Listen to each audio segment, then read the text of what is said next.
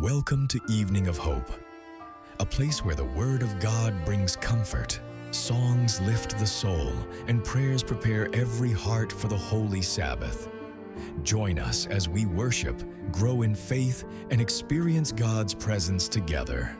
Evening of Hope, a journey into God's rest.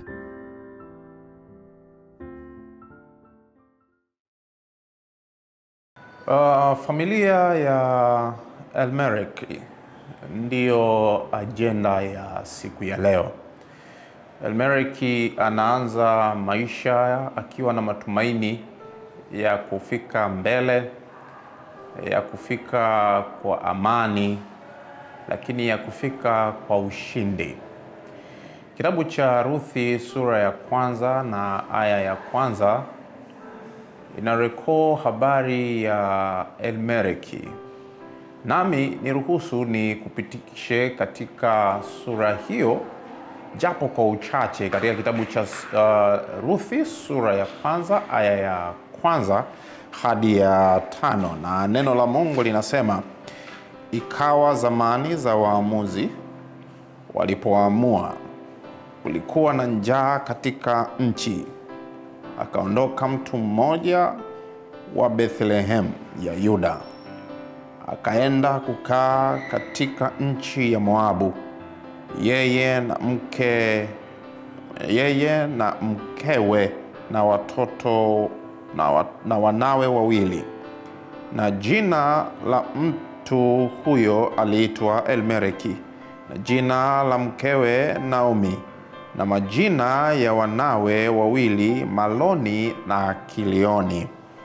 Fungu la 3 linasema, akafa Elmereki mumewe Naomi, na yule mwanamke akasalia na wanawe wawili, nao wakaoa wake katika wanawake wa Moabu, na jina la mmoja aliitwa Orpa, na jina la wapili aliitwa Ruthi.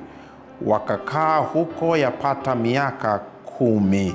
Fungu la 5, wakafa na Maloni na Kilioni wote wawili, na huyo mwanamke akawa amefiwa na wanawe na mumewe pia.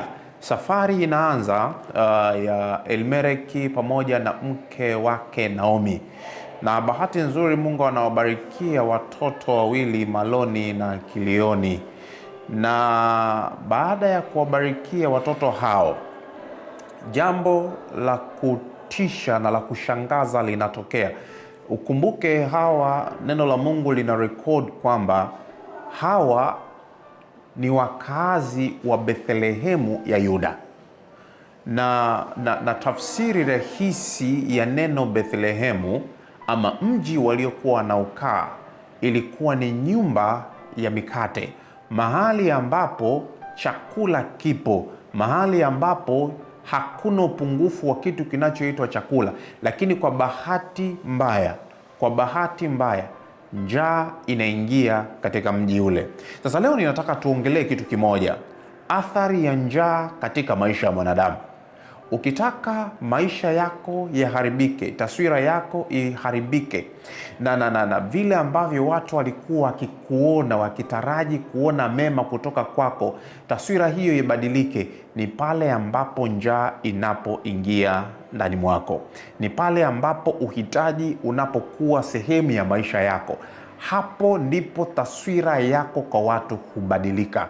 Wako wengi ambao maisha yao yalibadilika baada tu ya wao kuwa wahitaji. Nikurudishe nyuma katika kitabu cha Luka sura ya 15, ambapo inaelezea mfano wa yule mwana mpotevu, ambaye huyu baada ya baba kumpatia vyote ambavyo kijana alitaka kutoka kwa baba yake, anaondoka na kwenda nchi ya mbali.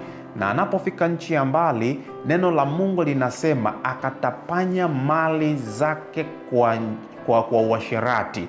Na anapotapanya mali zake kwa uasherati, baada ya kutapanya, the consequence of it, yeye anakuwa naye ni mhitaji. Njaa inapoingia katika mji, yeye anakuwa mhitaji, yeye ambaye hakutarajiwa, yeye ambaye hakudhaniwa, yeye ambaye watu hawakujua kama yeye naye anaweza akawa mhitaji. Njaa inaweza ikafika kwake, lakini wakati huu njaa inabisha hodi katika malango yake, na matokeo ya njaa kubisha hodi katika malango yake, anajiambatanisha na wakaazi wa mji. Yaani maana yake ni nini? Anajifungamanisha na wakaazi wa mji ule, wakaazi ambao wana taratibu zao, wana mila zao, wana namna wanavyoishi. Na ukumbuke huyo ni Myahudi. Yaani kuna taratibu za Kiyahudi haziendani na taratibu za watu wengine. Ngoja nikwambie, kuna taratibu ambazo kwenye familia yako haziendani na familia nyingine, na taratibu za watu wengine. Kuna taratibu za koo zetu haziendani na koo nyingine. Kuna taratibu za imani yako, imani yangu haziendani na taratibu za imani nyingine. Lakini pale ambapo njaa inaingia katika mji, unalazimika, njaa inakulazimisha uingie na ufanye na uwe pate mpaseli na taratibu na mila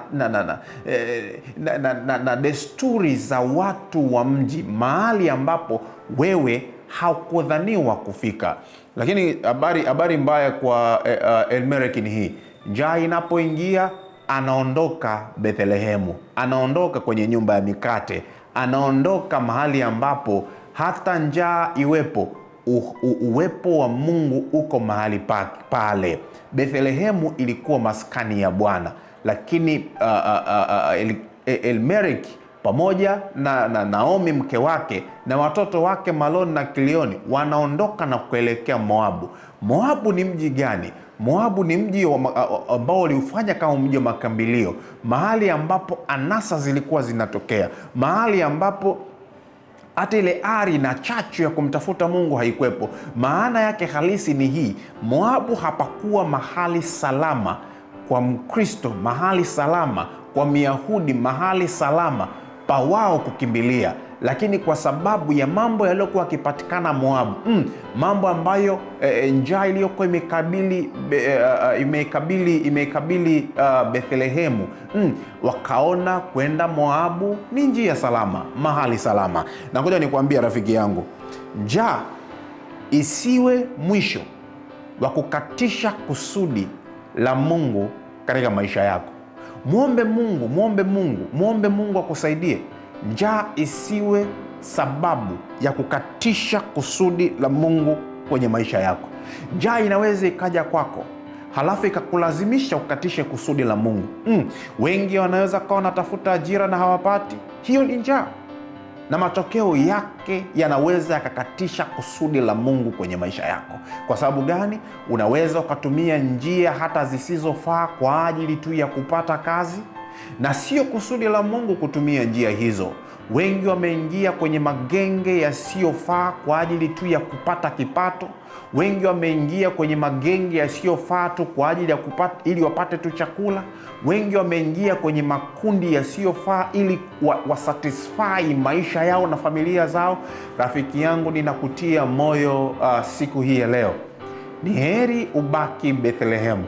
Hata kama njaa itakukuta, ikukute ukiwa Bethlehemu, kwa sababu Bethlehemu ni mahali salama. Ngoja nikwambie rafiki yangu, usiondoke Bethlehemu. Acha kwenda Moabu, si salama na hakuna usalama wowote. Mungu akusaidie Ijumaa hii ya leo ikawa ni turning point kwenye maisha yako. Siku hii ya leo ikawa ni turning point kwenye maisha yako, na Mungu wa fadhili, Mungu wa baraka, Mungu anayetulisha na kutuvisha na kutunywesha, yeye atakuhudumia ungali ukiwa Bethlehemu, ungali ukiwa Bethlehemu. Njaa isikufanye ukaondoka Bethlehemu. Njaa isikufanye ukaondoka kwenye kusudi la Mungu. Bwana akubariki, Bwana akulinde katika jina la Yesu. Amen.